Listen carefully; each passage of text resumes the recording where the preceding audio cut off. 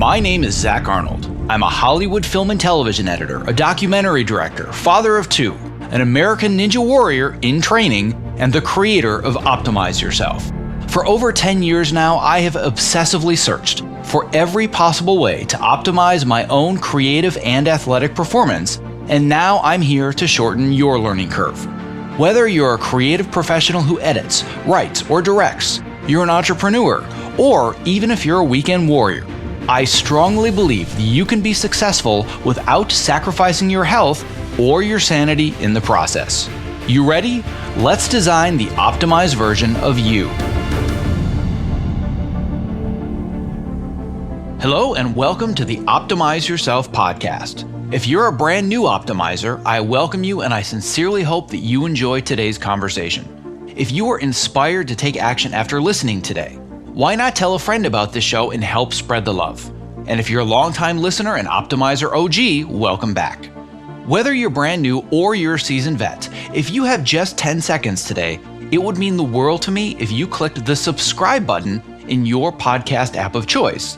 Because the more people that subscribe, the more that iTunes and the other platforms can recognize this show, and thus the more people that you and I can inspire to step outside their comfort zones to reach their greatest potential. And now on to today's show.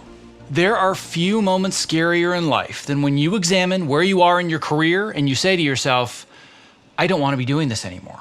Well, it's funny how global pandemics have a way of forcing you to re-examine your life choices, am I right? Whether you have been pigeonholed your entire career and you hate the kinds of projects that you work on today, or because you can't financially afford to say no to the wrong gigs, or because you're afraid of building something on your own because it's easier to just work for others, or insert your excuse here.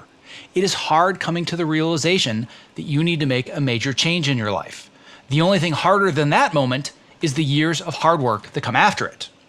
What differentiates those who successfully make major life transitions versus those who continue to stay stuck? What differentiates the winners from everybody else? Whether you are pursuing your dream job or you're building your own business, how can you put yourself in the financial position to have greater freedom over your future career choices, global pandemic, or frankly, anytime? And most importantly, how do you define your version of what is a rich life? In today's interview, I have the pleasure of chatting with one of the world's foremost experts on all of these topics. Ramit Sethi is the founder of I Will Teach You to Be Rich, and he's the author of the New York Times bestseller by the same name. He writes about money, business, and psychology for over 1 million readers every month. And he's also my own personal business mentor and the #1 influence that helped me transition from being just an editor, quote unquote, to making a living on my terms by podcasting, coaching, and mentoring.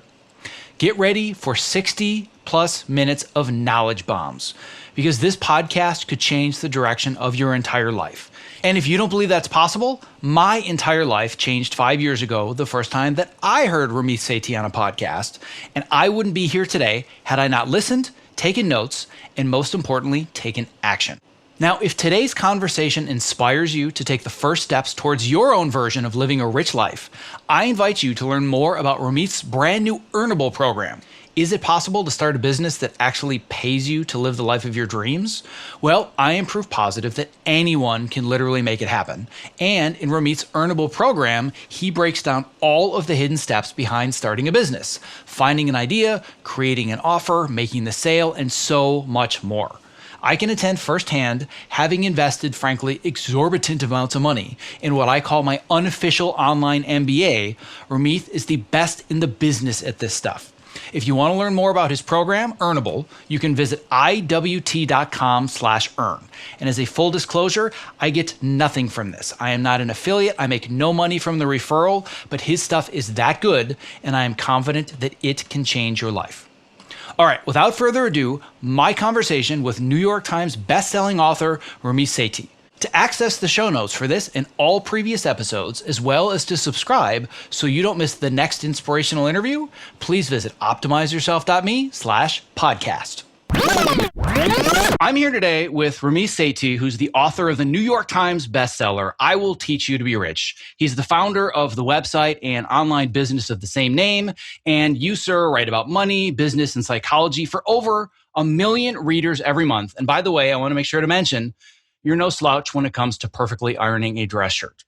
So, Ramit, we are finally here. I'm so excited to have you on the other end of my microphone. Thank you. Oh, I'm very excited to be here. So it's only taken 4+ years of patience, persistence, a lot of perseverance, but the thing that finally got us over the edge was a pandemic. That's right. So however we got here, Super excited to have you. And before we jump right in, I want to frame this conversation for people a little bit.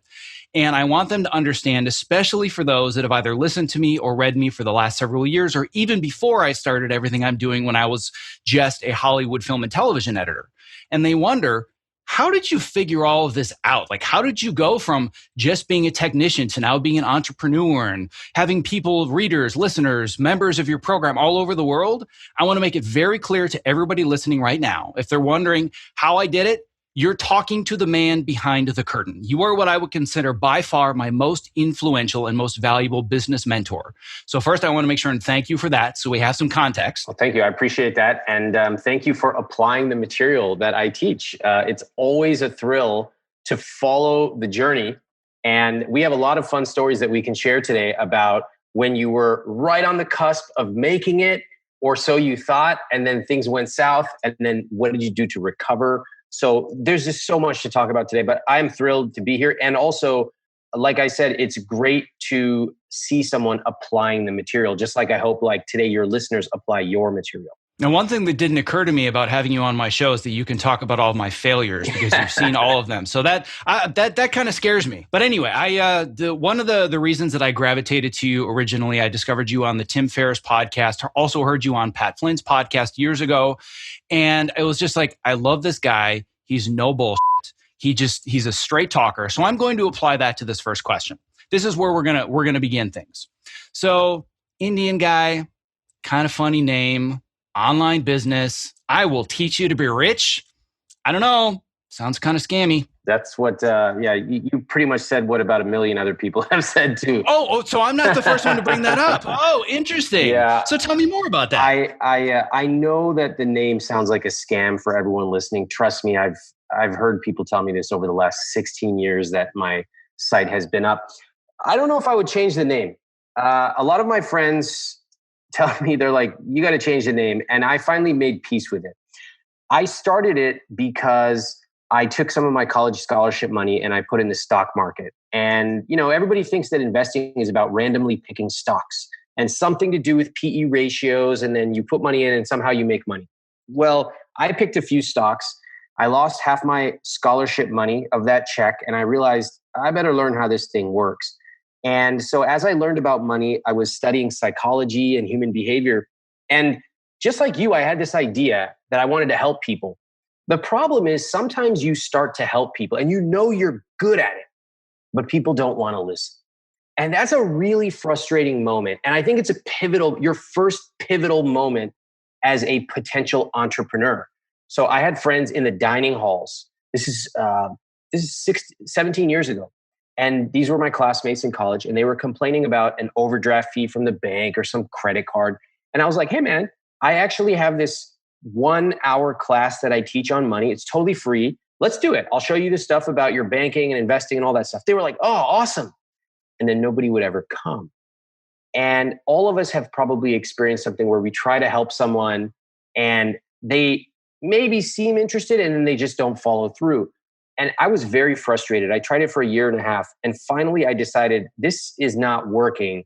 I have to change approaches. And that was when the blog, I Will Teach You to Be Rich, was born. And clearly, it's come a long way from the days of it just being a financial blog and talking about interest rates and how to save money on credit cards and, your $4.95 ebooks. Like, you've come a long way since then. Yeah. I never started it off to be a business, and it was purely a hobby. And again, this is something where I maybe a little arrogantly felt that the world needed to hear what I had to say. And I remember, this is in 2004, I was writing my blog. Nobody was reading it, but I was just like, I have things I want to say. And every couple of months, I would email the Wall Street Journal. And I told them, you guys are great. Wall Street Journal, fine. But you need to understand young people. I'm young. I have college kids all around me. Let me write a column. You don't even have to pay me. And let's get it going, guys. Wall Street Journal, let me know. And they just would never respond. Then finally, they blew me off to someone else. And then one day around August or November, they contacted me and said, we want to write an article and we want to feature you. And they linked to my site. And on that day, I remember I got 9,000 visitors. And in retrospect, I think we all have a little or a big break that someone gives us. In this case, it was the Wall Street Journal. That was amazing. In some cases, it's just someone actually taking a meeting with us that probably shouldn't. And those breaks can really change the trajectory of our lives. Sometimes they happen by luck. Sometimes they happen by perseverance. Either way, I try to engineer them as much as possible. Well, speaking of trajectories that change our lives, let's talk a little bit about current events and trajectories. If I hear the word unprecedented one more time, I might punch somebody in the face because we think that this has never happened to us before and we've never been through anything like this in human history and we are so unprepared. If you look, and I don't want to talk too much about it from the political side or even the medical side or from the virus side, if we're talking about the economic side in jobs, this idea of I don't know when the next job is coming and I'm not sure how I can prepare and I feel like I didn't have enough money saved up and how can I even weather this? Right? For a lot of people, they feel this is unprecedented. For business owners, we call it Wednesday. Right? We're used to these situations. And I feel that there's very little that's actually unprecedented. And there are so many people listening to this right now that work in my industry that are just now discovering, oh, wait a second. My entire livelihood depends on other people's ideas and projects. Then they hire me as a technician to help them realize their dreams. Maybe it's my time to start realizing something that I want to pursue and I want to become an entrepreneur, but I have no idea what that means or how to start because even though I am my own business, didn't know it, and I've always been working for others. So I'm just lost. Like, where do I start? What do I do right now? Yeah. One of the patterns that I learned is that the rich, however you define rich, and we can talk about that, the rich plan for contingencies before they need to. And so I would like to ask everyone listening to just do an exercise together. Let's all just close our eyes for a second and imagine if we had totally prepared for something like a pandemic. Financially, what would that look like? And what would that feel like? What do you think, Zach? If you had totally prepared for a pandemic financially, what would that look and feel like to you? Oh, this is not hypothetical. This is very practical. And I can tell you that the position that I'm in right now, once again, I owe all of it to the things that I learned from you. And I also have seen the opposite. So back in 2008, 2009, during the housing crisis, I was in a very similar, quote unquote, unprecedented position. I had bought a home in Los Angeles at the height of the market, had plenty of equity in it. 6 months later, we were underwater. We owed way more than the house was worth. I'm like, well, that's crazy. That's not the way that it's supposed to go. That was my nest egg. That was my protection. At the same time, I was just having my first child. And I had just started my own brick and mortar business where I was providing post-production services. I had a team, I had rent, I had a facility, and everything fell to the ground. I was 6 figures in debt. It was just, it's the worst experience emotionally, financially that I've ever been through. And just on the deepest emotional level, I said, I don't care what it takes. I'm never going to let this happen to me again. And I need to learn how to better manage my finances. I need to learn how to organize my finances and build a system. And it wasn't just, oh, I guess I need to put more in the 401k, right? It was, I have to take more control over how my money actually works. And it took a few years just to weather that storm and get through all of it. But then once I started to look around, that's when I discovered you. And the difference between the last 10 years, both of which are gigantic emergency situations that nobody planned for, this time, and this is a joke that I've had on multiple coaching and mentorship podcasts where we talk about how you organize your finances. And I say, how many accounts do you have? Oh, I've got 1. Oh, I've got 3. I've got 5. I have 19 different bank accounts because of you, and they're all automated, all talking to each other, and there are multiple safety nets. So when the pandemic hit, the emotional part of me that's run by the amygdala said, oh my God, what's happening? I'm going to lose all my clients. I'm never going to make money again, and I'm going to live on the streets. 90 minutes going through my bank accounts and looking at a spreadsheet. I'm like, oh, dude, I'm totally fine. And it's because of the system that I built. So there's nothing hypothetical about this. I know what this feels and looks like at a very visceral level. Awesome. Awesome. What a contrast to hear the difference between what happened in 08, 09 to now, almost exactly a decade later. I like the exercise because, many of us, particularly if we work as a freelancer, have never actually closed our eyes and thought about what would it look like to feel safe? And then what would it look like to feel successful? And I'm just starting strictly financially, to have enough money to weather 18 months of a storm, let's just say, to know that if we needed to leave a city that was overrun by a pandemic, we could. To know that we wouldn't have to worry about eating some late fees for a trip that we had planned because safety comes first, money later. Those are powerful emotions. And many of us have never thought about that. Instead, what we do is we almost lay back on the river of life, just sitting back and seeing where the river takes us. Will we go left? Will we go right? Who knows? Let's just go where everyone else is going. And I found it was a lot more interesting and fun to pick up the oar and paddle the direction I wanted to go. I didn't always get it right. I still don't. But at least I'm taking charge of my own life. So for everybody listening, while we may have never had a global pandemic exactly like this, if you call up your parents or anyone 15, 20, 30 years older, they will tell you that they have gone through some really difficult times in their career. And they may have worked a straight 9 to 5 for their entire life, but they've been laid off, they've been fired. Others have gone into debt. So everyone has gone through some hardships. The question is, are we going to wait until our backs are against the wall to make a plan? And if so, fine, let's make the plan. But we can think like you did, Zach, and say, okay, I'm never going to be in this situation again. So it's time for me to take this under my control and choose the path I want to go down. I think another really important point to bring up if we're talking about at a very visceral, emotional level, and I love, by the way, I just want to point this out as a stepping aside to talk a little more meta, that when I said, where do I start with this online business idea? You didn't say, well, what you want to do is create a survey and blah, blah, blah, blah. Like, let's get into the psychology. Let's get into the stuff that nobody's willing to talk about. That's why you're here today. I love that we're talking about this and not the details, and I'm sure we'll get into some of them, but this is the important stuff that people don't think about.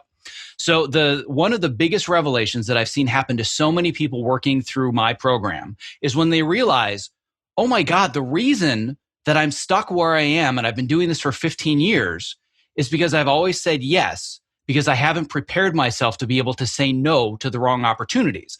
I always need the next paycheck. I need the next gig. And I feel like part of this process is not just how do I prepare for a global pandemic and get groceries? It's how do I put myself in a position where I guide the choices, whether it's in my career or it's in building my own business, where the financial safety net is such that I can say no for months at a time and say yes to things that pay nothing, but actually move me forwards creatively, artistically, build my network. This is such a big revelation that so many people come to. Yeah, that's a huge one. I will say that, first of all, most people have never imagined what that even looks or feels like. That was the exercise we just did a minute ago. So that's important. If you skipped over that and you're listening, pause and really think about what would that look like and feel like. The second thing that people don't do is they don't talk to people who have done it, right? So we hear this over and over. People say, the minute I start to get ahead, something comes up and I'm 2 steps behind. 1 step forward, 2 steps back. For freelancers, this is super common. You get a gig, it's working for 6 months, somebody pulls the rug out from under you. Now you're back out there looking for the next thing. And okay, if it happens once, fine. Maybe it was unlucky. If it happens twice, that's a fluke. But after 3 times, no, not going to let that happen again. I got to change something because I am not going to let this river take me where it's going to take me. I'm going to be the captain of my own ship. And so people have never imagined what it feels like to feel good or to have success in that area. And they have never actually picked up the phone or sent an email or text and say, hey, like I'm doing these gigs all the time. You seem to have it stable. Like I see you taking a trip every 4 months. I see you spending time with your kids. Can you please, can we take 15 minutes? I would love to know, how do you think about this? what was there a moment where you made a decision to change your trajectory? And if you do that, I guarantee if you do that with 5 to 10 people, you will discover that the people who are living the kind of life you want to make very different decisions and think about their work in a completely different way. And one of the areas that I think they look at things differently, and this is one of the lessons that I've learned from you, is I've become very good at sharing unpopular opinions. Oh, okay. So I'm willing to get in front of people and talk about the things that nobody else is willing to say. It's very popular in a creative industry like mine to say, you get pigeonholed. People pigeonhole and they say you can only do drama, you can only do comedy, you can only do trailers or commercials. What I've been saying for years, which is very unpopular, nobody's pigeonholing you. You allow yourself to be pigeonholed by saying yes over and over and over. And Wow. until you learn to say no and have the safety net and the confidence to say no, you just continually pigeonhole yourself over and over again. And one of the things you would learn, like you said, from reaching out to people that have made the transition, is that one of the key fundamental ways that they made the transition is finally being able to say no. Yeah, that's really powerful. And I find that the need to please others really cuts across so many different parts of life. So I can already imagine people listening right now saying, hey, must be nice to be able to say no. Must be nice. But let's zoom out of working in a creative industry and let's just think about a relationship. Think about the perennial single person that you know who actually wants to be in a relationship. They're eagerly seeking a partner. We all have patterns in our relationship. We all do. This person says yes to the first person that expresses interest. They don't set any boundaries. They're not clear about what they want. In effect, they like someone who likes them. We all know somebody like this and we can spot it from a mile away. It's so obvious to everyone except the person in it. Well, guess what?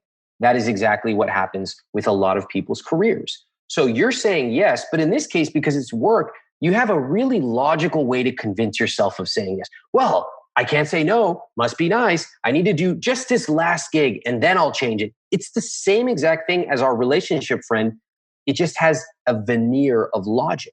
So what can you do? You can do a few things. One, you can ask other people who are more successful and say, how do you think about this? Here are the 5 career decisions I've made in the last 6 months. This is what I did. How would you have done it? And you might discover they would say, oh, wow, why did you say yes to that? And then you might say something like, well, I think it was gonna, I know it didn't pay that much, but I had a feeling if I did it, it would turn into something big. And then this person would say, okay, you've done that 10 times. Has it ever turned into something big? And then you're going to look down and you're going to put your hand over your eyes and you're going to be like, oh my God, no, it hasn't. And suddenly with the help of an outsider, whether it be you, Zach, or anybody else that they talk to, you have realized a pattern in your life that is not serving you.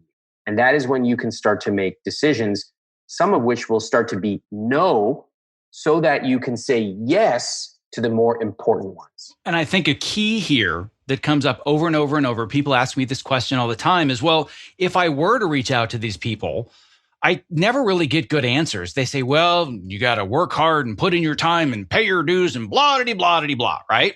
And what I always tell people is if you're getting unhelpful answers, then you're asking crappy questions and you need to start asking better questions.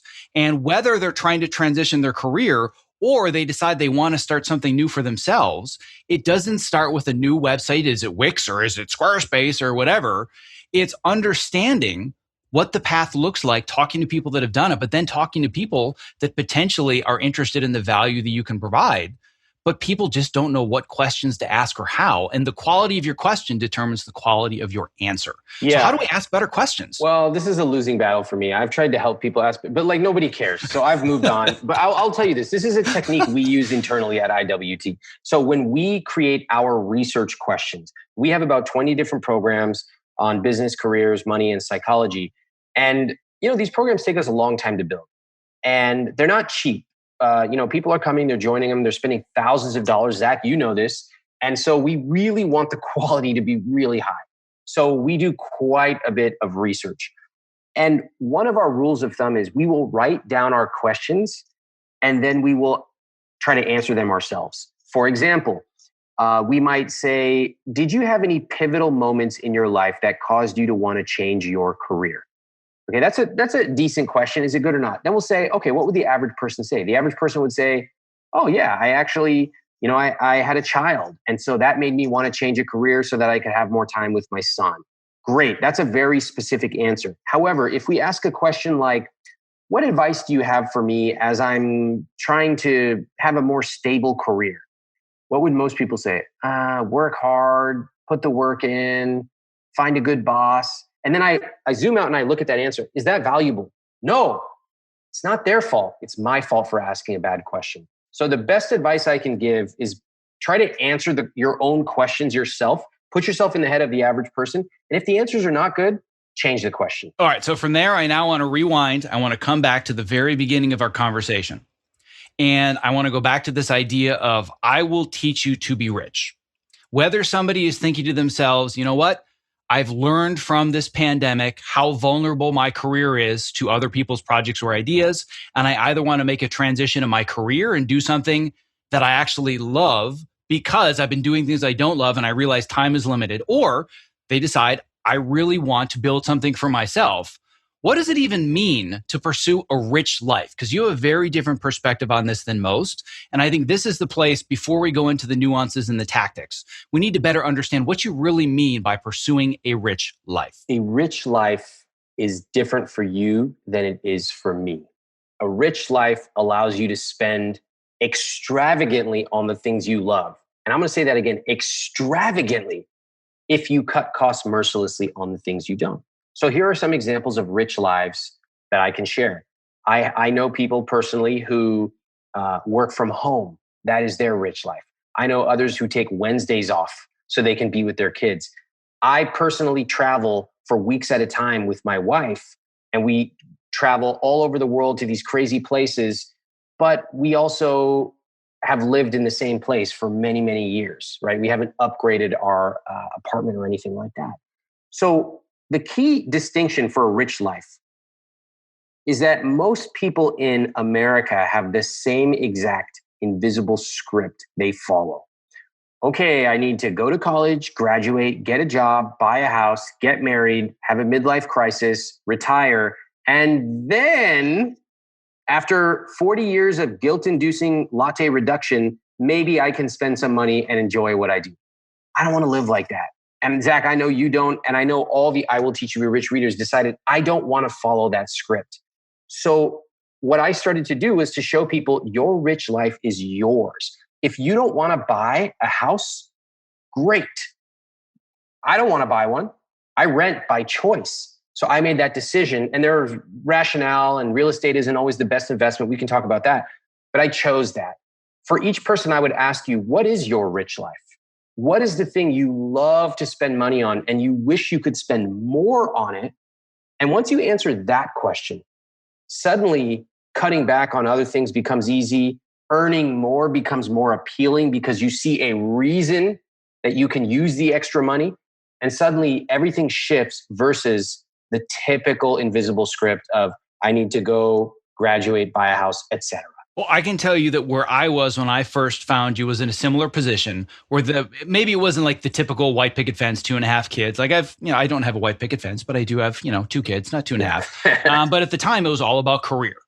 From 9 years old until 35 years old, it was all about the Oscar on the shelf. Mm-hmm. I'm going to be one of the top film editors in the industry, Oscar on the shelf. And then I started to see as I rose in the ranks, there's a pretty steep toll that you have to pay to make that happen, whether it's family, whether it's your health. And I realized I'm not willing to sacrifice these things, but nobody's ever paid me for anything else other than editing. And the rich life that I defined came from a very specific moment. And I actually think I shared this on stage with you a couple of years ago when I was at one of your events. I was working on season 1 of Empire, and it was the season finale, biggest show in America. 25 million people were going to watch that episode in less than a week. I'm in this small, dark, tiny room, cramped office, and I'm like, holy crap, 25 million people are going to watch this. I've made it, right? And then also at 8 o'clock that night, I was putting my kid to bed via FaceTime for the 150th time in a row. He thought that they had hung up. They hadn't. He was about 5 years old at the time. And he said to my wife, why doesn't daddy want to be home with us at night? Why doesn't he love us? Bam. Life changed right there. And my rich life was I want to confidently say no to a project because it will not allow me to put my kids to bed in person. Amazing. That simple. It wasn't X number of dollars in my bank account. It wasn't I need to be able to travel. It was I want the freedom to say no to a huge Netflix show that calls me and within 5 minutes say, unfortunately, this isn't a good fit. I'm going to have to pass. And I had that exact phone conversation 6 months ago. Wow. And so it happened. It became reality. And I'm like, nope, can't put my kids to bed. Sorry, not going to be able to take that job. What a heartbreaking thing it must have been for you to hear 5 years old and to hear your son say that. And boy, I think it is heartbreaking, but I also think you are so fortunate that you had that one pivotal moment because so few of us do. Most of us go through life and we have, the people listening, you have a pretty decent life. You got a roof over your head. You got high-speed internet. You know where your next meal is coming from. All in all, things are pretty good relative to the rest of the world. And so there's less incentive for these pivotal moments to occur in our life. Like we lose it all, floods take it away. In your case, that one moment, which you still, the way you talk about it is like it happened yesterday. And so I just think you were so fortunate to have that happen. But I also think for the people listening, if you haven't had something that acute happen to you, then maybe you could take this pandemic as an opportunity to say, hey, things have really changed. And yes, I can muddle through it. Yes, I need to figure out where my next few dollars are coming from. Okay, I might need to say yes to some stuff temporarily, but I am going to set a deadline to start saying no. And I'm going to find out the paths of other successful people. And I'm going to treat this moment as acutely as anything else. Because if I don't, I will be on this treadmill for the rest of my life. Well, clearly the best time to plant a tree was 20 years ago. Would have been great. Would have been fantastic if I had planned for all of this before the pandemic. But you don't understand. You don't get my situation. Yeah. I don't have the savings. I mean, it's specifically in the entertainment industry, the unemployment rate is like 95+%. It's insane. Like globally, we've just shut down. So you don't get it. Like I can't plan for the future right now. I'm barely treading water and I'm almost drowning as it is. So, I mean, I've cut back on lattes and I've negotiated, my car payment. So I've gotten a couple of months of deferment, but that's it. I really don't see what else I can do in this circumstance. First off, the greatest value in having an outsider look at your situation, even an anonymous person on Reddit, okay? Could be some crackpot on Reddit. The greatest value in that is you realize that you are not unique. Your situation is not that different. Do you know how many business owners come to me? They're in our business program. Ramit, that may have worked to generate tens of millions of dollars for other people, but it's different for me, Ramit. Oh, you don't understand our launch strategy. It's so different. And we take a look at their launch strategy. They have a couple of things that they call some variable, a different name or something. Like, it's not that different. We've seen this 100 times. And suddenly they're like, wait, what? And there's two reactions that happen. The first is defensiveness. No, that can't be. You don't get it. And then the second one, if they make the shift, is realization. The realization that, oh my God, if there are other people who have the same problem as me, then they have also solved it. And that is powerful, really powerful. So for the people listening, if it feels like you are unique, I would say that there's probably light at the end of the tunnel because it might not be true, and if you are unique, hey, you're 1 in a billion, but I think your financial challenges might be manageable. Here's what I would say. You can use a strategy I call the CEO strategy. Normally people, when they think about money, the only thing they've been taught is to cut back. And where do they cut back? They cut back on $3 lattes. And there's some magic involved. Let me cut back on $3 lattes. And then something happens and then I turn into a millionaire. That's not how life works, okay? You were sold a bill of goods. Okay, let's talk about CEO. C is for cut costs. Yes, you should cut costs. Most Americans should. Give me 10 minutes with your spending. I could probably cut off 10 to 15%. Fine, you should cut some stuff off. E is one that almost nobody thinks about, and it's really important. E is for earn more. You can expand the size of the pie instead of only trying to protect the pie that you have. And then finally, O is for optimizing your existing spending. For anyone here, if you have cell phone bill, cable bill, student loan, credit card debt, or even your landlord, you can make phone calls, use the script on my website, and you can often get $1,000 with one phone call. I think the most interesting and big opportunity for your listeners, Zach, is the earn more part. Probably the most fundamental, life-changing thing. And there have been a whole lot of nuances and tactics and psychology and all this other stuff. But if I boiled down everything that I've learned in the last 5 years and I said, this is the key to me making the transition, it was the aha moment of, oh, I can only cut back so much, but there is no limit to what I can earn. Life changer. Yeah, there's a limit to how much you can cut. So talk about that. Where were you before? And then once you heard me say, there's a limit to how much you can cut, but no limit to how much you can earn, what changed for you? Yeah. So where I was at that time, the psychology was, and I was super nerdy into spreadsheets and budgets. And I could have told you I spent $783.15 on groceries last month. Oh, I'm amazing, right? Mm-hmm. So my thought was, I need to optimize everything I possibly can about my existing spending. I can cut back on this, that, or the other thing. And let's look at the earning potential. Well, I'm a TV editor. I'm working on this show now. But if I were to work on a better show, I might make an extra $200 a week.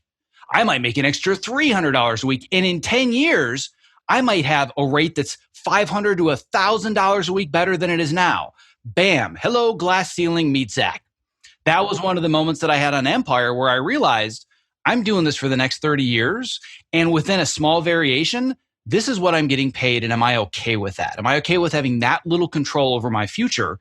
That was when this mindset really kicked in. And I said, I need to start from scratch and I need to focus on the earning part on my own terms, not on somebody else's terms. Wow. Powerful. It is one of the most powerful concepts that I teach it. I will teach you be rich. And I just love hearing the dynamics of how it unfolded for you.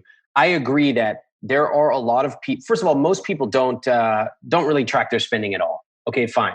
But there is a small subset who does, and they tend to be a little nerdy and they're really proud, as you mentioned, I got it all categorized and I'm optimizing my celery spend as of last week. But what they don't understand is that, yes, you should track to some extent. You should optimize, yes, but you might be winning the battle and losing the war. If you are constantly living in the spreadsheet, that means you open it up and you're obsessed. If you are playing a game that is getting increasingly small, okay, we already cut back on this, we cut back on clothes, we cut back on Netflix, what's next? And you're now chasing pennies, then you may have chosen the wrong war to be engaged. You're playing the wrong game. And so another way to do it is the 85% solution. Hey, let's take a look at my spending over the last 4 weeks. Let's find a couple things that we don't care about and let's cut back on those. We'll cut back 10% and over 6 months, we'll cut back 20%. Gradual, but it'll make a meaningful difference. But that's it. We did 2 or 3 things. We're done. Now let's take all the energy, all the attention we would have spent on cutting back celery and disabling our oven light to save 36 cents over the course of a year. And let's really get into earning more. How do people do it like me? What skills do I have? Oh, I don't think I have any ideas. Well, let me actually find out using the Earnable program that we have or your program. And let's learn how to take the skills that I have and turn them into more income. Because if you run the numbers, you could cut back on your grocery bill by 10%. Fine, maybe you should. But if you were to increase your earnings by 200%, the numbers are undeniable. And it's very clear where you should focus your attention. First of all, I almost ruined that entire thing by laughing out loud at the oven light strategy because it's fantastic. almost broke me. I was really close. But I think a follow-up to my story that I think is so important that goes to another fundamental mindset that I learned from you that just completely blew my mind is that now I have no idea what I spend on groceries and I don't care anymore. And here's why that's important. The thing that you taught me, I believe it was in your book, could have been one of the 27 programs. I mean, I lose track, right? Basically, you've been in my ear 24/7 for the last 5 years. So I'm not exactly sure where I picked it up, but you said, I spend about 2 hours a month on my finances. I'm like, that's not possible. I spend 4 hours a weekend. And you must have so many more accounts and so much more money. There's no way that you spend less time than I do. And then as I dug into the nuances of how you build your system, I'm like, oh my God, I'm doing it all wrong. I'm focusing on the nuance and I'm not looking at the big picture. Now I have no idea what I spend, but big picture, I know where it all goes. It all works for itself in all these automated accounts. And as long as I stay within a general guideline, I don't give a shit what I spend. Yeah. So this is the example I want everyone to think about. When you go to the grocery store and you are deciding on the type of ketchup you're going to buy, are you sitting there doing an analysis of the prices? No. You're buying the ketchup that your mom or dad bought when you were a kid, and it takes you 5 seconds to make the decision and you're off to the next aisle. That all makes intuitive sense to us. We all know that if it's a bottle of ketchup or, an apple, it's just beneath us. We don't really need to analyze the prices for the majority of people. It's an apple or a ketchup. But as you make more, that actually should be the same case with larger items. If you're fixated on how much it costs to get a haircut, well, at a certain point, you're going to earn enough where that's not really an issue. And then depending on how much you make, it may be that the trip you take, you're not really going to sort the flight by cheapest. You're going to actually sort by direct flight, right? Those numbers can grow. What happens is that as people go on in their career, they might start to become a little bit more successful, but their psychology doesn't follow. And so they make more, but they still think small. And so they're playing a game that might have made sense when they were 18 years old, where it actually did make sense how much you spent on ketchup. That was a real decision back then. I used to buy tacos from Jack in the Box, and I was like saving my quarters so that I could get them at Jack in the Box. That doesn't make any sense anymore. And yet, most of us are still playing the game that we played at 18. So yes, as you grow and as you put the right systems into place, depending on your income and your priority, it might be, a bottle of ketchup, it might be a trip, whatever. But you really should do the 85% solution. You should get 85% of the way there and then move on with your life. And, there are so many different ways to do it, but you should be spending 1 to 2 hours per month max on your money, because that tells you you've put the right I will teach you to be rich systems in place. One of the moments that I had that's just another one of these amazing takeaways, and we could do like a 6-part podcast just on my takeaways from everything that I've learned. won't go too deep down the rabbit hole.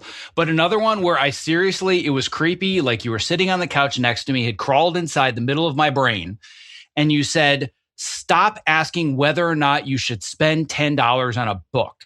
And I was like, Oh my God, I'm so guilty of that. Like deliberating, like, I don't know, should I do it? Like, it's not that much money, but it's the time and this or that. And you're like, stop doing that. Yeah. So you know what? Most of us, including all of us listening here, most of us are asking $3 questions.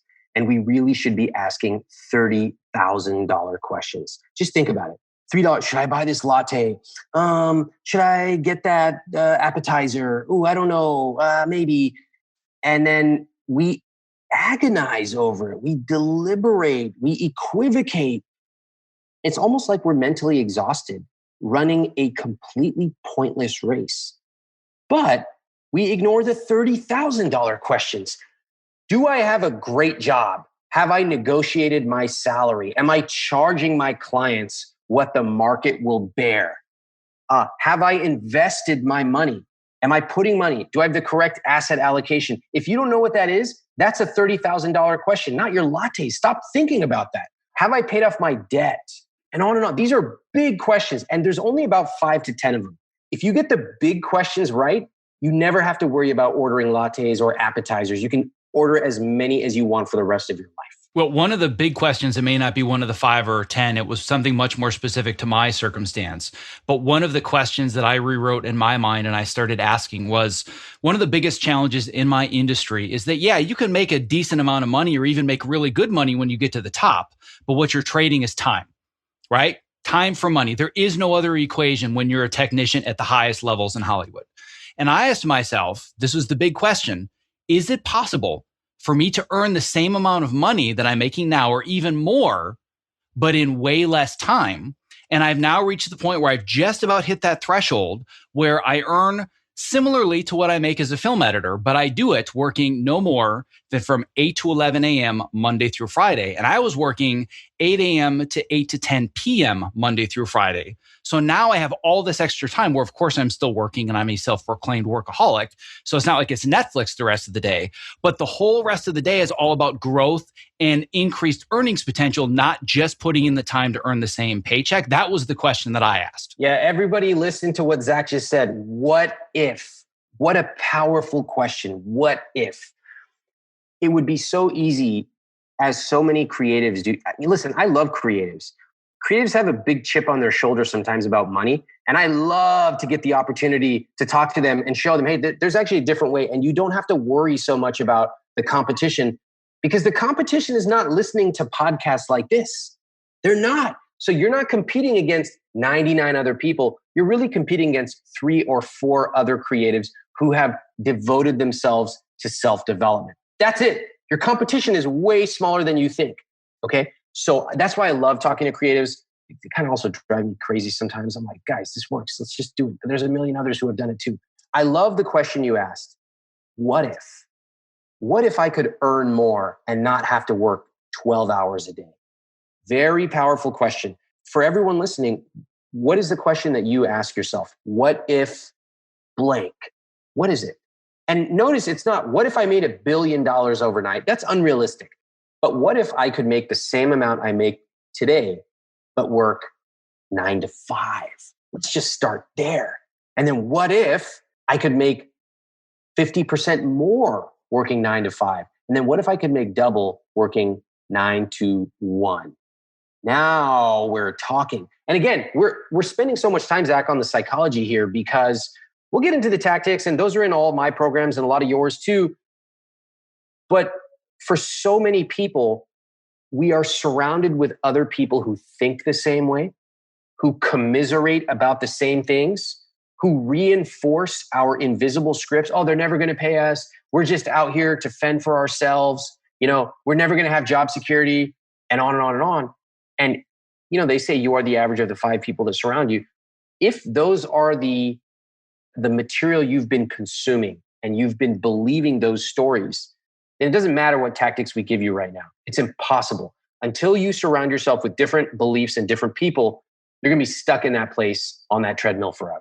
Well, and I think that one of the interesting things about that statement that has just been really exacerbated given present circumstances, you're no longer surrounded by the 5 people that you're the average of. You're surrounded by the 13,476 people in that Facebook group where you spend way too much time, and you are all reinforcing each other's beliefs. So I see this all the time, especially in my industry, where it's just back and forth. Like you said, oh, these people never pay me, or you can never take free work. All these limiting beliefs in these scripts. Let's just throw gasoline on these fires, shall we?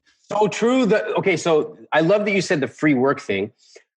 On Reddit, that's where also really think about your media consumption, whether you're on Twitter, Reddit, wherever you are.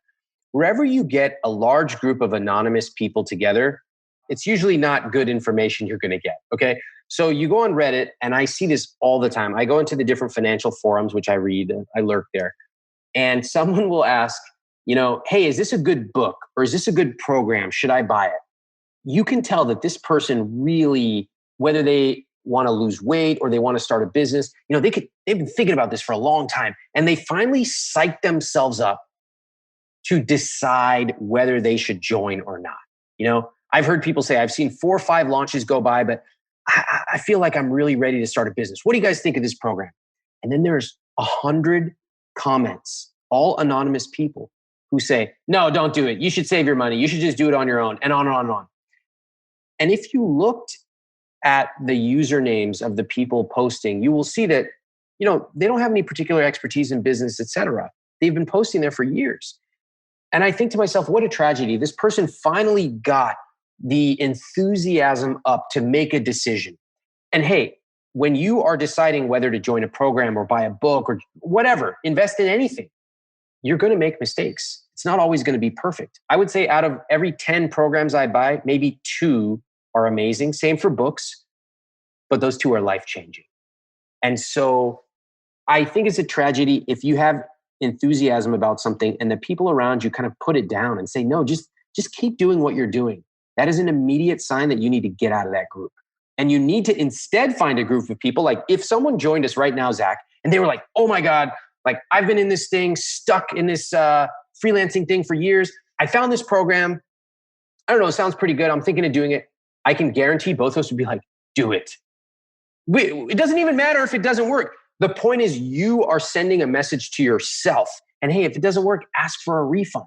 But it's more important that you send the symbol, I value myself, I prioritize myself, and I'm going to invest in myself. Yep, I couldn't agree with all of that more. I want to go, I want to be very respectful of your time. And I do want to talk about maybe a couple of the tactics. The short answer to any of those questions is going to be just go to your book or go to your programs. But there's one other thing that I want to kind of put a bow on, so to speak, which was this topic of the big question that I asked, what if I were able to make the same amount of money in a shorter period of time?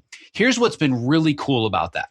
The question that people ask me all the time is, I just love all the stuff that you're doing, the podcasts, the blogs, like you've made such a difference for me. But how do you keep doing it? Like, does this thing make you any money? So what that means is that what has been projected to the public is nothing but value that I want to provide to people. And I've been very candid about how this process works behind the scenes. I say 98 to 99% of the people are never going to take any step beyond the free stuff. And I'm fine with that. I love that. I love putting it like this right here. You and I, this is costing me money. I don't make money doing this. This costs me money and time. But what it does is it provides tremendous value to the world. It starts the right conversations. And I know that maybe one person, just one person is going to listen to this and say, holy shit, I need to make a change and I'm willing to invest in myself. You're ready to go to the next step. You come to me. I have the strategies to do so, but you're going to have to make an investment of both time and money. But what I love is that from the outside, it's not, oh God, this money grubbing business owner and how dare he think he can just make a bunch of money off of film editors. Like they see the value first. And then for the select few that want to move on, they're the ones that finance the 8 to 11 a.m. of me making the same amount of money. And I think that one of the biggest fears that keeps coming up for people that want to make this transition is, who do I think I am? How dare I try and do this and ask people for money in exchange for my services? Well, it's a very real concern. And I went through it first in 2006 when I first sold an ebook. Now, keep in mind, I'd been writing for free for years on my blog. And I decided, just out of curiosity, I wanted to sell something just to see if anyone buys anything online. Remember, this is 2006. And so I put together an ebook and I sold it for $4.95. That's not a lot of money. Okay, back then or now, it's not a lot of money. And I had such low self-confidence that I didn't set up any payment fulfillment. I just literally put a PayPal link on my blog. And I was like, all right, if you want to join, you can. I even had this horribly cowardly paragraph where I said, why am I charging? I know you can find a lot of material for free, but just like selling from my heels. And I thought maybe 50 people would join. I was worried people would call me a sellout. Very worried. Who am I to do this? Is this thing just meant to make money? The site already sounds kind of scammy. And I posted it. And actually, my worst fears came true. There were comments all over the place, including my emails saying, oh, I will teach Ramit to be rich. Oh, I see what you've been doing for the last few years. You've been buttering us up. And I'm reading these and I just had this horrible feeling in the pit of my stomach. But at the same time, I was getting PayPal notifications and emails from people saying, thank you. And I was like, what? And what was fascinating was the people who bought opened my emails quadruple as much as the people who didn't. The buyers have an 80% open rate. That was unbelievable. So what I realized is a couple of things. Number one, as you said, you don't need everyone. You just need the right people. And in your business, whatever your business may be, as a creative, as a freelancer, you're not trying to sell to everyone, just a few people, and those people can subsidize or fund your entire business. The second thing is, when you first try to sell, you have to understand you're probably not very good at it. I wasn't, okay? And I didn't have any courses back then that I joined, but selling is a skill. You can learn how to do it on the phone. You can learn how to do it in email or sales copy, and you'll get better. You also have to remember that the people who complain, you should listen, because sometimes they have some valid things they're telling you. But in general, the people who are going to buy are going to buy. And the people who are not are not. Think about it like this. If you go into a grocery store, would you complain to them? How dare you sell peanut butter? How dare you? That's outrageous. And by the way, this price is too high. Maybe, just maybe if it were 25 cents, I would buy it. Maybe. Why don't you give me a trial for the next 2 weeks for free? No, it's outrageous. So I would say really think about real world metaphors. When you go into a grocery store or a retail store, you're not complaining about the price. If it's too expensive, you just leave. It's not for you. Same thing with your business. Don't worry so much about the people who might say, oh my God, what a sellout. That's okay. Let them say that. You focus on the small amount of customers that are going to help your business grow, and they're going to get the most value from what you're delivering. So once again, want to be very respectful of your time, but we've thrown around the words systems and automation one too many times to leave all of my nerds and my geeks hanging. So I don't want to go too deep into this. The short answer again is just get the damn book, because all of it is in there. It life-changing. Just follow the steps one by one by one by one. But if I just wanted a taste, if I wanted to understand because you wrote the book before a pandemic, which again, it's evergreen. I don't think it matters, but I'm in this pandemic state of mind, got to cut the costs, got to get things organized, want to be ready. So when this happens again, I'm prepared. Give us a taste of where we can start. I think one thing that you can do to start is to first answer the question, what do you love spending on? And that is something I call money dials. You can search around for it and see the exercise. But we would first start off by saying, what do I love to spend money on? And what if I could double or quadruple that spend? What would that look like? And it's very fascinating, the answers that people have. In fact, I have a video online, I think me at Google, where I do this exercise. I'd love for people to follow along. In terms of systems, let me give you a little sneak peek of what could happen with your money. So you get paid, and that money goes into your checking account. Now from there, the money, like an email inbox, is filtered out to the places it needs to go. Some of it is taken into a savings account. That could be your emergency fund. That could be your saving for a down payment on a house or a vacation to Bali. Okay. All of those things can happen in these sub savings accounts. Part of your money is automatically taken and sent to be invested. And you've already chosen the right investment. It's simple. It's diversified. You don't need to know what PE ratios are. And then you have this beautiful thing called guilt-free spending. That's money you get to take and spend on whatever you want. You want a beautiful jacket. You want to take your partner out for an amazing dinner, or you want to take a class. Awesome. Also, if you have irregular income, you're paid a lot 1 month and you're not paid anything for 2 months, the system will also handle that. So when you get paid more, the system will pull a little bit more, and it will use it to create a buffer. And then in months where you're paid a little bit less, it will pull from that buffer. And eventually, with enough time and money, you can simulate a stable 9-to-5 job, and your system will just hum along. This is how, Zach, you and I talked about spending an hour a month. This is how people accumulate wealth. And you don't have to be wealthy to start investing. It's actually the opposite. You get wealthy by investing. So even if it's $50 a month, there are ways for you to start building an asset right now.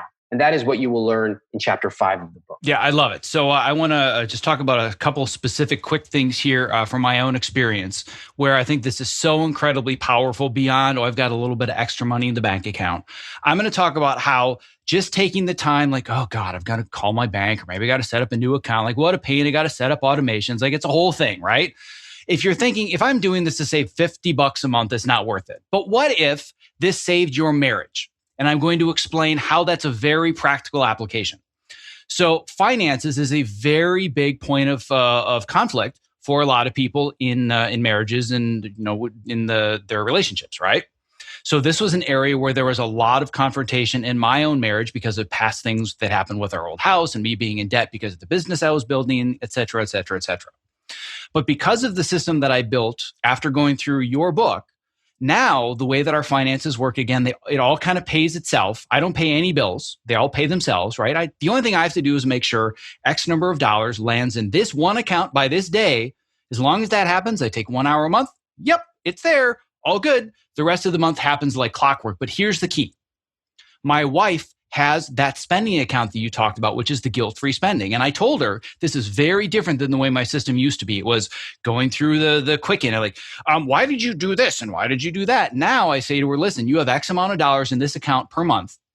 If you throw this into a fire, I don't care. I'm not going to ask you how you spend it. I'm not going to judge how you're spending it. You want to buy 100 pairs of shoes? You want to give it to charity? You want to bury it in the backyard? Don't care. The difference that has made in the quality of my marriage, that one bank account, game changer, totally worth the time to put this together. Amazing. I'm so happy to hear that. Fundamentally, money goes deeper than just dollars and cents. And that is why today we've talked about what do you love spending on? We've talked about using it for freedom, using it to set boundaries and say no, using it to work with people and orgs that you respect.